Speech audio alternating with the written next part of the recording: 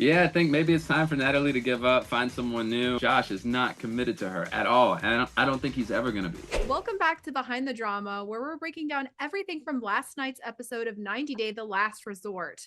Now we're going to be getting into Gino rejecting Jasmine, I love him, but I crave for sex, you know? Ari and Benny's argument, So we have life. I don't swear on my son's life, not like you. You. and Natalie kicking out her and Josh's therapist. Okay, thank you. We're done. Today we're joined by Jovi. How are you feeling? Ready to get into everything that happened last night? Absolutely. It was quite interesting, especially Natalie with the therapist. I was like, oh my God, what is going on right now? That was next level. Now we're going to get into that a bit later. First up, though, we're going to be talking about something a little more serious. Let's talk about Julia and Brandon. So she revealed she doesn't think that she can have kids. 2 years ago, I go Russia because we're talking about to have a kids. And I go into doctors and I take whole facility test and them say I can't have kids because of inside my body. But Brandon trying to tell me I need second opinion in America. Yeah, absolutely. What were you thinking watching while she emotionally revealed that during the group therapy session? That was pretty brave of her to be able to share that in front of everyone. Yeah, I think for me, those kind of topics, it's like I don't have it in me to bring that out in front of a lot of people. So for her to do that in front of the group, I think it's really good because you can get support on how you feel if you bring that problem to the wider group. She eventually says that she's willing to see a doctor in the United States to get a second opinion. Do you think their relationship is going to make it past this? It seems like Brandon was very supportive of her. Yeah, it seemed he was very supportive, and I think they can go somewhere. I think obviously the good decision is that they agreed to go see a doctor. I think that's an important first step, and then just kind of go from there and be there for each other. And what was your reaction about how Julia was worried that Brandon might leave her? Julia's reaction that Brandon might leave her. A lot of women feel that way. They feel like if they can't, produce what a man needs, that he's just going to leave her. I feel like I've probably been in similar situations with my wife, and it's just if you want to be in that marriage or that relationship, you just have to stick with them. Now, earlier in the season, we spoke with Yara, and she's not convinced that Brandon and Julia are going to make it out of the resort. What do you think? Do you think that they're going to stay together? She thought that maybe Julia wasn't as into Brandon as he is into her. Well, I kind of don't really know. I like to see Brandon being supportive to her now, but I will say this. I think they have a better chance than anybody else. It feels like they have genuine love for each other. Maybe Julia just got a little bit too turned up in the earlier episodes when she was having some fun at the bar, Oh, yeah, for sure. So next up, we are going to talk about a couple that a lot of fans don't think are going to make it this season, and it's Ari and Benny. I want to give you this, and I wrote it down for you, and here it is. Okay. So I hope that you'll now participate in the therapy. Okay. Thanks so much. I think handing over his passwords for the first time, that's a big step, I think, Yeah. to the right direction. I don't know. I can, at this point, tell that their marriage is very broken. I don't see how they can make things work. So she finally gave him his social media passwords back, which he has been going on and on about this season. She's actually been getting a lot of heat online from taking them from him. What do you think about that whole issue? I think it's really interesting. First of all, I hope that my wife would never do that to me. I think it's a little childish, to be honest. But I also feel bad for Arya as well, because you can see how deeply hurt she is because of maybe some of the things that he's done to her. Well, I was also just wondering about the logistics of it all. Like, does she have all the passwords to his emails too? Because you can easily reset those with your emails in your phone. I was wondering, I was like, how does she keeping these from him? I have no idea. I was thinking the same thing, actually. Like, there's no way that my wife could do that to me, like, right now. It's impossible. No, because like you need all like the multi-factor authentication thing. Yeah. I was like, how is she keeping these from him? Like, does he not know how to Yeah. reset them? Yeah, I bet maybe when he came to the US, right, he started getting all these, his social media going, his apps and everything, and she probably maybe controlled his email. I kind of did that for Yara as well a little bit whenever she first got here, like setting her up an email account in the US and all that. So that might be a similar situation. And what did you think about how he's seemingly been really focused on getting these passwords back so far in comparison to like how he's been focused on their relationship? It seems like that's been his main focus as opposed to trying to make things work with Ari. They seem pretty disconnected. I actually agree. And you said that Ari's been getting a lot of criticism online. And I feel like she shouldn't. I feel like Benny is actually the one wrong here. I think just because he doesn't have his social media passports, he's not willing to work on his relationship. I think that's also very childish. No, no, no, I didn't finish. Let me explain for I you. have and then one someone more have a thing go. to say. You lied to me, and you had a relationship with her. Yeah. I'm telling the But truth for the first no. time. Are you can't thinking keep you it can inside is this, anymore. are you came for fixes this relationship? I came to tell Are the you came for truth. fixes the I thought we would come and so you we're would not tell of the his truth. life. So we're of his life. I don't swear on my son's life, not like you. You. And then later into the episode, they got into a big argument while at a bar. He flipped her off when she brought up his past alleged cheating. Who do you believe in this situation? I want to say that I believe Ari in most situations, mainly because like I can just see in her face, her expressions, like she's very hurt. And he's just kind of, laughing about everything. Everything's a joke to him. He's not really taking it serious. He did get emotional while talking with the other guys about his son and how he's there trying to make things work for his family. Do you believe him, or do you think maybe he's just saying that to save face? No, I believe him. I mean, I feel like there's a different connection you can have with your child compared to your partner, right? To me, that would be the main focus for me. If I was ever to divorce from my wife, my child would come first. What do you think it would take for them to work things out, though? It seems like they're probably one of the couples that I'm personally feeling like might have the least amount of hope for reconciliation at this point. It seems like they don't have a lot of warmth anymore for each other. At least that's how it comes across while watching. Yeah. I mean, watching that, I would love to think that they have hope, but that's hard. It's hard to say right now. I think the start of that would be Benny putting forth some effort because you can tell that Ari loves him and she still wants to be with him, but I don't think he feels the same way. So if he can rekindle that love that they had in the beginning of their relationship, maybe that's their chance. And since you've been on The Last Resort, how do you think that these types of like therapy sessions and bonding exercises might help them? Yeah, the therapy sessions for me, it was very hard for me to like open up about my problems in front of the bigger group. But I think once you do that, you have the opportunity to speak with a lot of people about what's happening in your relationship, and you can get advice from everyone, not just the therapist. Kiss me. No, I don't want to right now at this moment. Kiss me. Not at this moment. Later.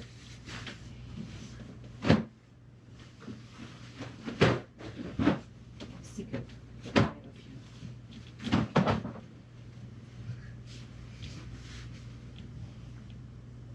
Just leave me alone when I ask you to leave. It's pretty simple. I'm not looking to have a makeout session or anything. I'm not looking to do that right now. To be affectionate like that. Gino, but I'm not even talking about sex. That is the problem. I'm not even talking about sex either. That is the problem, That'll Gino. give you an idea where I am at right now. Like, yes, where are you at? I need to understand. Where are you I just at? want to try to build our friendship up. And So you want us to be friends? We're going to move on to another couple, Jasmine and Gino. So we saw a pretty raw scene where it seemed like it was almost unedited. I know it was edited, but it seemed like pretty like, I was like, oh my gosh, I can't believe they're showing this. Where she was trying to kiss him, he was repeatedly rejecting her. What was it like watching that? I thought it was pretty sad. Yeah, I thought it was pretty sad too. I was watching on my phone and I'm like, when it first came up, I'm like, what's going on? I'm like zooming in, like, what is she wearing? Is she in a swimsuit? Like, yeah, that was weird, to be honest. That's what I thought about. Well, what did you think about like how Gino was acting? I thought it was like kind of crazy. I mean, I've never been in a situation like that where I would respond the way Gino did, and I don't think most men would.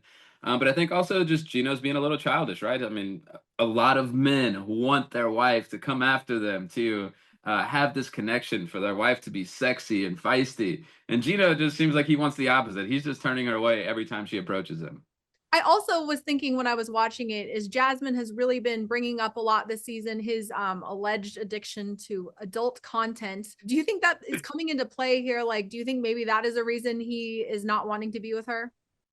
I mean, maybe, but who wants to watch adult content if you can have the real thing right in front of you, right? And let's be honest, for Gino, I mean, Jasmine's a pretty good catch. Every day I have to hear the same speech. Stop touching me, stop kissing me, stop hugging me.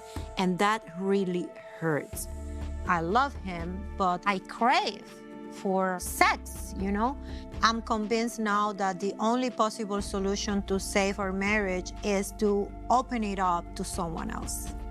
My gosh, it really makes me emotional. At the end of the scene, Jasmine is saying that she's convinced that the only way that things will work out with her and Gino is if they open up their marriage. Do you think that's going to work? I personally don't know if I think that's going to work. I think if they open up their marriage, that's the end of it. You know, I've heard from a lot of people before that have tried that. I just feel like every time I hear, oh, yeah, we're going to try this, it never works out. It's never going to work. That tends to bring a lot of jealousy, a lot of other aspects into your marriage that I don't think anybody wants. What do you think for Jasmine and Gino's future? What do you think they should do? Do you think they should just give up? Do you think they should try to work things out? For Jasmine, maybe just try to be a little bit nicer. I think she's giving forth like the sexual energy and all that, but just like maybe treating him a little bit better. And for Gino, he needs to maybe stop acting like a child. You know, he's, I think, probably the oldest person at the resort, and he's acting like one of the youngest. I do not like PDA. Okay. I don't like it at all. What's PDA for you? Like, I don't like or public displays of affection. I like to have my moments with her, like in private. Yeah. I just don't like to, you know, I just don't like it. On to another couple that is having some major issues this season. We've got to get into everything that happened with Natalie and Josh. So we saw them doing a couples therapy session. Were you surprised by him not wanting to show PDA on camera? I was. I don't know what was going on with that. I wouldn't have expected that from him. I thought he would be a little more open. It was like, I don't know, it was kind of awkward actually to watch. Like, okay, what's going to happen now? Well, also because I feel like they talk about how much chemistry they have off camera all the time. So I was expecting, I don't know, I wasn't expecting that either. Yeah, he said they have no problems in the bedroom, but he was unwilling to do the exercise. So like, okay, what's going on here? Now, do you believe he was being innocent with Sophie this season, or were those DMs suspicious? I mean, for me, those DMs are suspicious. Like, I mean, any guy trying to like fly a girl out to come and meet him, I mean, it's suspicious. I'm sure they weren't just going to go out and have breakfast, right? And while Natalie's reaction might have been over the top to that, I do understand where she's coming from in being upset that he would invite someone else that he's not dating on a trip before he invited her anywhere. So that probably was upsetting for her to see, obviously. Yeah, I don't think Natalie, I mean, yeah, actually, she overreacted. I think one of the reasons I would say that is because they're not even married, right? They're kind of on and off all the time. So as far as I'm concerned, like, I mean, whenever they're on a break, Josh can message whoever she wants. Yeah, Sophie's a married woman. It's a little bit different, but yeah, I don't know. I think Natalie's overreaction. I mean, first, you need to establish a better relationship before you go off getting crazy like that. I've not agreed to have a family. What do you mean you not agree? You said we're gonna work on it. I've never agreed to have a family with you. When he came back to me, he said, let's work on our relationship. I was thinking like, I'm ready to forget all. I'm ready to start fresh, but I need to understand that I'm valuable. I'm breaking up with him 3 times. He would come back and he would say, we work on our relationship. You lied to me. Why you do this to me? Okay, I think we're getting a little out of hand here. No, you cannot do this to me. Well, he was unable to even tell her what they were when they were in the therapy session. What do you think is going on there? What do you think they both, I know obviously we know that Natalie wants to be in a serious relationship with Josh, but what do you think Josh is wanting? Honestly, watching that scene, I was so confused, thinking the same thing. Like, what does Josh want? Because Natalie's acting like Josh promised her so much, and Josh won't come out and reveal what are those things he promised her. And it's very conflicting from both sides. Like, Natalie expects she's going to get married, she's going to have kids with Josh, and Josh is like, this is just like for fun is what it seems like to me. It's not like anything serious for him. Do you think there is anything they can do to work on this relationship, like to fix things? Do you think Natalie should just find someone new, maybe? Yeah, I think maybe it's time for Natalie to give up, find someone new. I think we saw a lot of what we needed to see in that scene, showing that Josh is not committed to her at all. And I don't think he's ever going to be. We need another therapist too, because you are sexual therapist, so we do sexual therapy. As we discuss. Okay, thank you. We're done. I feel like we missed an opportunity today. I feel like we could have made a lot of progress towards finding and building upon their physical and emotional connection.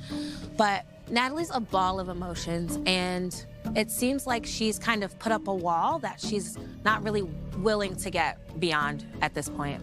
Now we saw at the end of the scene, Natalie ended up getting so upset by everything that she kicked out the therapist, which I personally was shocked at. I was like, that poor therapist, she was just trying to help them. And Natalie was like, you're a sex therapist, not a general therapist. We want a different therapist. And I was like, this poor therapist is just trying to do her best to like help you both out. Yeah, I felt bad for the therapist too. That was actually my favorite part of the whole episode. I was like, what is going on? This is kind of crazy. But yeah, I think the therapist was really just trying to comfort Natalie and make her feel better. And Natalie was already over that point. Maybe Natalie was hoping that the therapist would have been able to get Josh to say that he wants to be in a committed relationship. And when that didn't happen, maybe Natalie was just over it. Yeah, I think at that point she just shut down really. And she wasn't gonna, doesn't matter what therapist was in the room. She didn't want to hear anything from anyone. Now, overall, which couples do you think have the best chance of working things out this season, and which do you think might not have much hope? Best chance of making it out right now, we'd probably say Brandon and Julie. I think they probably went there in a better place than most people. Who else? Rob and Sophie are connecting a little bit. I'm not sure how long that's going to last, but so far it looks. I feel like Stacey and Florian have a chance. They seem like they have issues, but they seem like they love each other. Oh yeah, we didn't talk about them, so I didn't think of them. Yeah, I think they do have a pretty good chance, more than anyone else as well. But yeah, the least chance to make it right now, I would say Natalie and Josh, right along with Gino and Jasmine. Yeah. Not looking good for either one of those couples. But before we go, how's everything with you and Yara? How's the new dog? How's life? Everything's great, but I'm actually in London right now. I've been in Prague. We've been visiting Yara's family. So she got to see her mom, her niece, her nephew, her brother, her sister. So just been a fun time for her being able to spend time with them. And Mila said she's ready to go back home so she can see her dog. So they're flying back home tomorrow.